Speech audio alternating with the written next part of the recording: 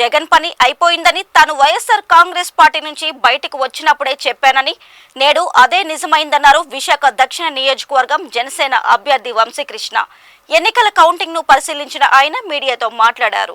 ముఖ్యమంత్రి జగన్ మోహన్ రెడ్డి నమ్మక ద్రోహులను పక్కన పెట్టుకుని పార్టీ కోసం ప్రాణం పెట్టే తనలాంటి వారిని దూరం చేసుకున్నారని విమర్శించారు. వైసీపీని భ్రష్టు పట్టించిన నాయకులు ప్రస్తుతం ఇతర రాష్ట్రాల్లో దాక్కున్నారని ఎద్దేవా చేశారు. ఫలితాలను బట్టి చూస్తుంటే వైసీపీ పట్ల ప్రజలు ఎంతో ఆగ్రహంతో ఉన్నారో అర్థమవుతుందని పేర్కొన్నారు. జగన్మోహన్ రెడ్డి గారు ఏ విధంగా అహంకారాన్ని ఎత్తుకెక్కించుకున్నారు, ఆయనతో పాటు ఇక్కడ ఉన్న వాళ్ళు ఏ విధంగా ఎక్కించుకున్నారు, సన్యాసులు ఎదవలను నమ్మిన వాళ్ళు పక్కన పెట్టుకున్నావు, నువ్వు పుట్టగతులు లేకుండా పోతావని చెప్పాను.